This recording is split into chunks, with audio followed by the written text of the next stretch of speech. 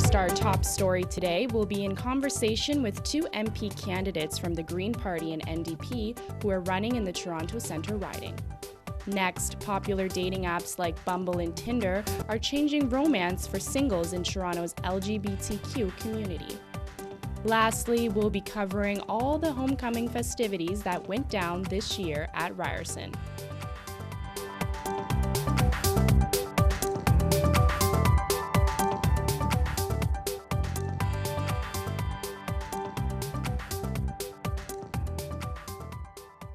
Thanks for tuning in, Ryerson.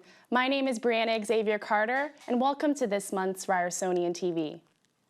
The top story today, R. Manur Mubarak sits down with Toronto Centre MP candidates Anna-Mee Paul of the Green Party and Brian Chang of NDP to talk about high tuition, jobs, and transit. But first, dating apps in the LGBTQ community are influencing how singles are socializing on the dating scene. Digital video editor Nathan Singh uncovers how traditional ways of meeting face-to-face could be replaced by the mobility of an app. Historically, gay bars were one of the few places queer people could openly socialize with one another and embrace their identity free of judgment. While bars are still safe spaces for queer people to meet one another, do they hold the same significance they once did? We now live in a digital world, so with the influence social media and dating apps have on the younger generation, is the first point of contact for gay men on an app or in person? We met up just to go for coffee, like on a date or just a sort of general meeting before anything else went further, and we just found out that we were both really cool people, and we just ended up being friends from there. And honestly, that's been the most, I guess, impactful for me, because I actually got to have a friend, not just a hookup. They live on another end of town, they go to a different school, they stay in their area most of the time, I stay in mine. I don't think either of us would have met each other without having that little extra push that the dating apps gave us. So in the 80s or in the old queer world, I don't think we ever would have crossed paths.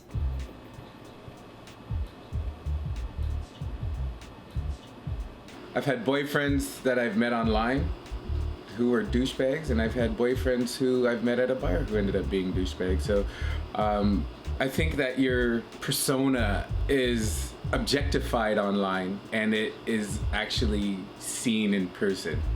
All I do is see people doing this all day, nonstop. They got shrugged shoulders. They're trying to get hit by cars crossing the street. Their heads are always in their phones. They react more in a digital way than they do in a personal way.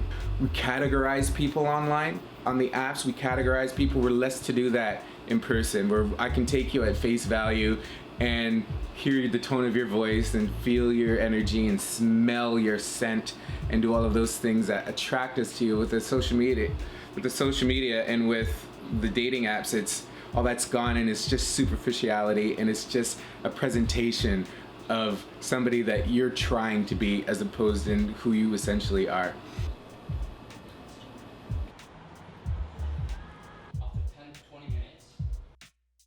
It's definitely a beautiful thing to see now that people are owning their identity more. I remember when I was younger, there was like a stereotype or a character mold that we felt we had to represent or fit into, being new to the scene, and we're finding our identity, but also like projecting what we thought we had to be. Now, with so much exposure in media and people being able to talk online and have safer spaces, I see 19-year-olds coming out with such confidence that took me 10 years to get.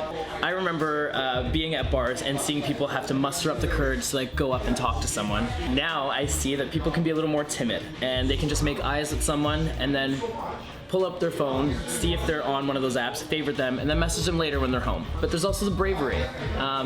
Sometimes people can be more articulate when it's premeditated and they type something out, whereas person to person, you kind of really get a grasp of what someone's like.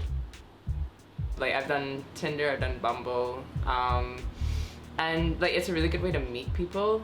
Like, all the gay people I know have Tinder and have Grindr and stuff like that. We've definitely used them a lot more and embraced it, that kind of online culture of meeting people and dating apps. It's not that we're being antisocial and we're not communicating with each other, we're just finding different platforms to communicate. So instead of being like face to face with someone, we're being just as social as we were before. It's just that we're doing it on an app and we don't have to go out all the time. we could stay in my living room and I can talk to a gay person if I wanted to on Tinder, you know? The fight for queer liberation is not over, and gay bars remain safe spaces for queer people to connect with one another. But the same can be said for the apps. The apps have become so dominant and ubiquitous to the modern dating experience. Even at a bar, it's hard not to see someone on their phone messaging somebody on Tinder or seeing who's meters away on Grindr. With the magnitude of influence dating apps have, queer people no longer have to rely on physical spaces to meet one another. But that's not to say bars like this one, where people meet in person, should replace them. When I see 19-year-olds walking into a bar in drag, when I see trans children coming to drag brunches, when I see all these different types of walk of life feel empowered and their voice is actually heard, it goes way beyond pouring something into a cup, but beyond putting something on a plate. There's a space where someone can just be themselves, and if I'm a part of that, that's just cool. That's really cool. Last Friday was Ryerson's first homecoming in decades, and students celebrated with festivities on campus before a hockey game where Ryerson won against Queen's University. Athletics reporter Musa Imran took in all the action. For the Ryersonian, I'm Musa Imran. Ryerson celebrates its first homecoming in 40 years. Students have a tailgate party here in the Pittman Quad, and shortly after this, they make their way to the Madame Athletic Center, where the men's hockey team takes on Queen's University.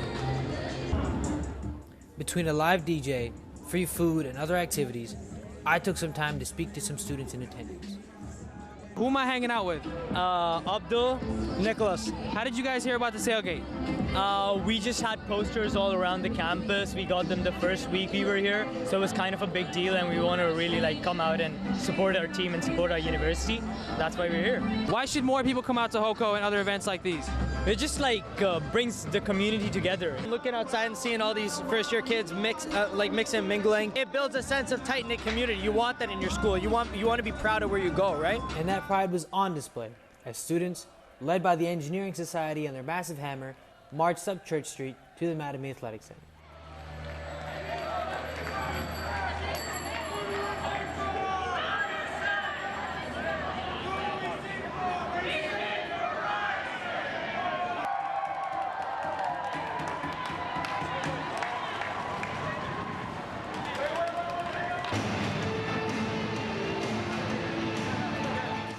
Before the Madame could get too packed, I sat down with some visitors. Sarah, you're actually not a Ryerson student. I'm not. What school do you go to? I go to George Brown. What brings you to Ryerson's homecoming? All my friends are here and it's a good time.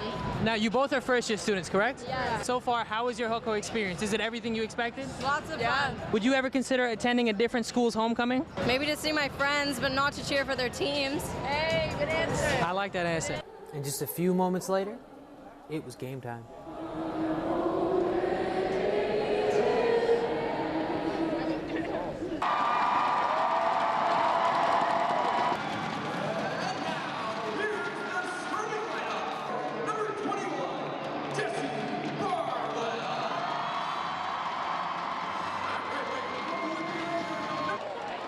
The Rams scored their first goal late in the first period. This set the tone for the evening as Ryerson took a commanding 4-1 victory over the Queen's Golden Gate.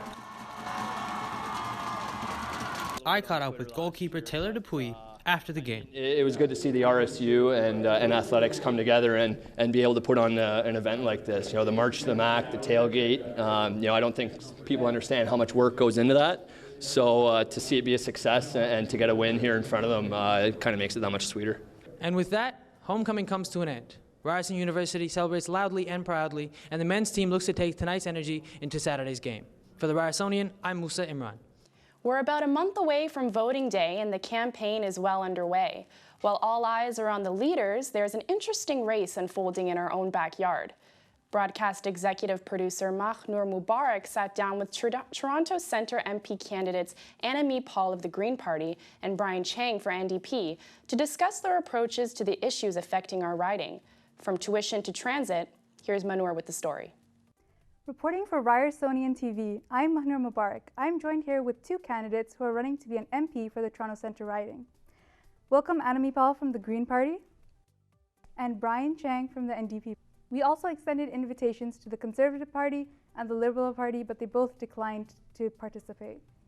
I want to start off today by talking about an issue which is close to a lot of students' hearts, which is tuition. I'll start with you, Anami. The Green Party has promised to make college and university tuition free for all students. How do you plan to get the provinces on board with this? Well, we start most importantly with the premise that education is a fundamental right.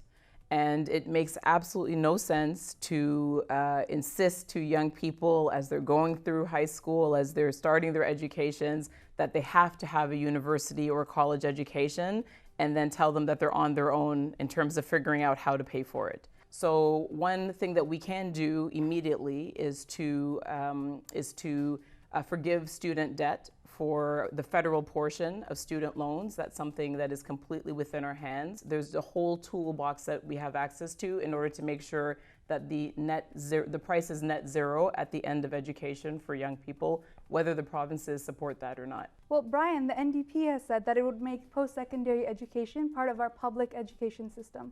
What does that mean? So for me, I understand how challenging it is for students. When I did my undergrad here in Toronto, at the University of Toronto, the only reason I graduated without student debt was because my father passed away from cancer. And because of his life insurance plan, we were able to cover the costs of all the debt that we had. But that can't be the way that we're paying for post-secondary education. It's far too expensive for the vast majority of people who are in our system. And we're hearing the stories at the door in Toronto Centre of people who are in chaos now because they were relying on OSAP payments to come through, and they are finding that they're not able to complete their studies this year, or in many cases taking a break year so that they can make money right now to be able to afford to complete their studies in the future. That's not okay. So we are talking about canceling interest on federal student loans, but also working with the provinces to find a way to put post-secondary education at the core of our public education system, and actually making sure that those who are qualified are able to go, and they're able to do so tuition free. Mm-hmm. So you mentioned working with the provinces. How would you work with Doug Ford on this, who has made cuts to OSAP? Mm-hmm. Well, I'm going to agree with Anami here that we actually, where the provincial government is not willing to play ball, we're happy to work directly with universities in some cases, or provide other alternatives. Mm-hmm. I would point out that this is one of the important distinctions between the Greens and the other federal parties. There are various proposals and schemes to provide relief to students. Ours goes the farthest in terms of not just providing interest-free or low-interest loans, which are the proposals of the NDP and the Liberals, but to forgive student debt altogether. Sure. Brian, your party has promised to ban unpaid internships. How do you address the concerns of young people who worry that there may be fewer opportunities available to them? Mm-hmm. If it is a core part of your education and it is required that you should be able to do this internship in order to graduate, I believe that those should be paid and they should be compensated. We shouldn't be organizations, corporations, they shouldn't be profiting off of free student labor simply because they can. And I think in many cases, agencies or these corporations can find the money, they have the money, and they can pay student internships if they wanted to. They're just choosing not to. So an NDP, a government would actually make that mandatory so that you would have to compensate students for their valuable labor that they're providing through internships. Your party plans to ban all unpaid internships in the private sector. How is the Green Party going to ensure that young people will still have good opportunities in the future? So one of the distinctions that we make is between an internship that's a required part of your education and an internship that is apart from that, which is just an opportunity that's created by the private sector, ideally for the benefit of both.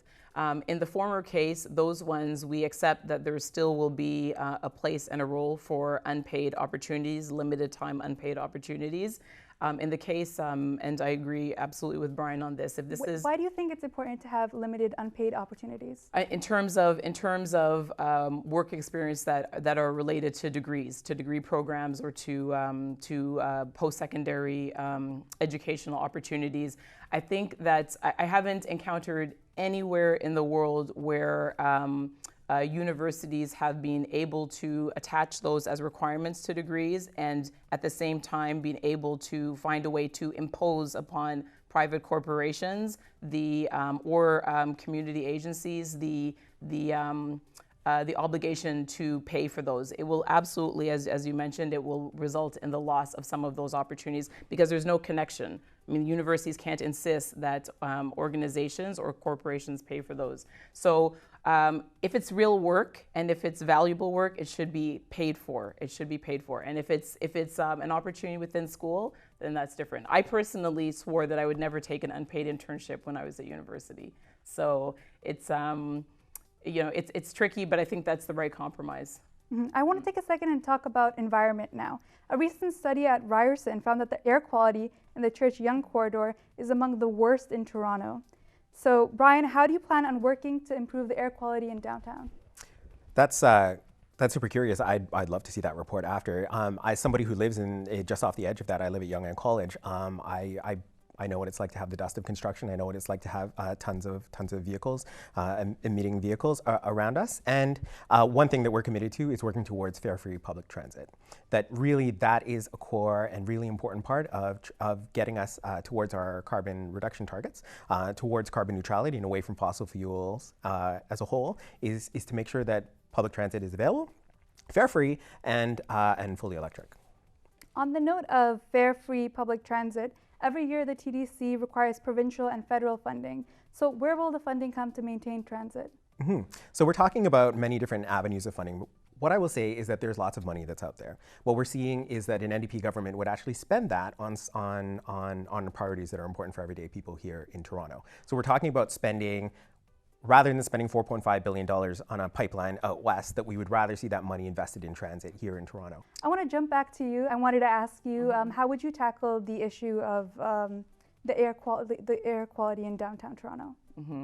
Well, I think that I always use a question like that as a jumping off point to talk about what is really the issue and what's really at stake, which is the climate emergency that we're facing. Because this is just one symptom of a greater problem. Our global temperatures have gone up 1 degree in the post-industrial era, and in terms of the areas that suffer the most from that 1 degree, cities are absolutely ground zero in terms of the health-related effects that come from smog, that come from pollution, that come from the extreme weather. We are going to suffer worst and first as the climate continues to warm. And so what we need is a national strategy. What we need are actual targets based on the science that are going to limit emissions to make sure that we can get control of global warming, which at the moment is at risk of becoming runaway. Your second question with relation to transportation, I have lived in a number of different countries, and I have never encountered a developed country, and I don't think that there is one, that relies on the municipal government to pay for its own transportation through the fares of its citizens. This is completely unsustainable. It's totally unrealistic. And it's just an example of how the relationship between the various levels of government is broken, and we need to have the courage to reconsider the roles of those three levels, and where appropriate, consider giving more money and more authority to the level of government that's closest to the people, which is the municipal level. In your answer, you mentioned you wanted to reduce carbon emissions. I know that's a goal for both of your parties. Absolutely. So, Brian, how are you going to convince the provincial government to get on board with this plan when here in Ontario, Doug Ford is doing the exact opposite and is completely against the idea? What are your plans to address this conflict of interest? I mean, I'm excited for this week. It's the global climate strike week. On this Friday, I think we're going to see just what it looks like when citizens are upset and are seeing the government not take action. There are going to be thousands of people on the streets in front of Queen's Park, and Doug Ford is going to have to account for the fact that he is not meeting the needs, and Andrew Scheer is going to have to account for the fact that he's not meeting the needs of what people are looking for, and they want action now. How would you address this conflict of interest? So again, it's a question of working with the different levels, the various levels of government when you can, and finding a way to act when you can't. This is an existential threat, and so it extends beyond politics.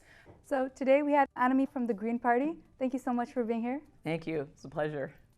And we had Brian from the NDP. Thank you so much for coming. Thank you, Manu. The elections are on October 21st. Make sure you go on out and vote. For the Ryersonian, I'm Mahnur Mubarak. For those times when your weekends are filled with a little too much fun, we tried out some strange hangover remedies that will get you back up and functioning for classes on Monday. Audience engagement producer Aiden Lee gives us the scoop on these interesting recipes. Today, we're testing out hangover cures. Keep on watching to see what people think about them. What's up, you guys? It's Aiden, one of your social media producers here at the Ryersonian. So, it's the beginning of the school year, which means one of two things: partying and potential hangovers. So today, we're trying out 4 weird hangover remedies and asking people to try them. The first drink doesn't have a name or measurements, but you're hungover, so who's really measuring or caring? You're gonna need Gatorade, Emergency, and Alka-Seltzers.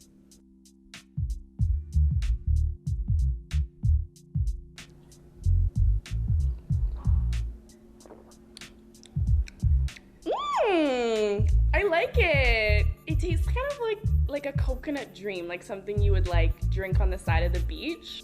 Oh, but there's a little bit of a weird aftertaste. Okay, it's kind of like a spicy aftertaste. For the second drink, you'll need lime juice, lemon juice, garlic, and ginger.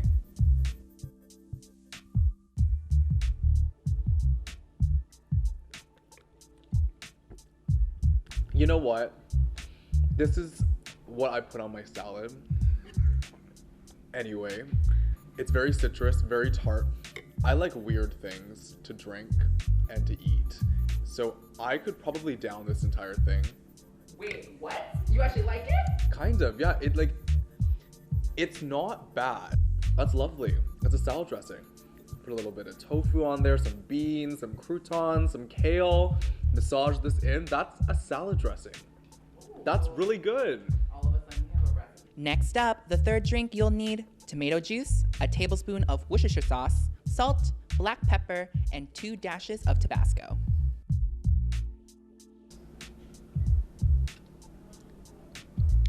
It tastes like if pasta sauce was a drink. Is this a hangover cure? Yeah. I want to put it on my spaghetti, not like drink it. The last drink is not actually a hangover cure, but who knows? We may have just invented something. You'll need pickle juice, Gatorade, Worcestershire sauce, Tabasco, and ginger.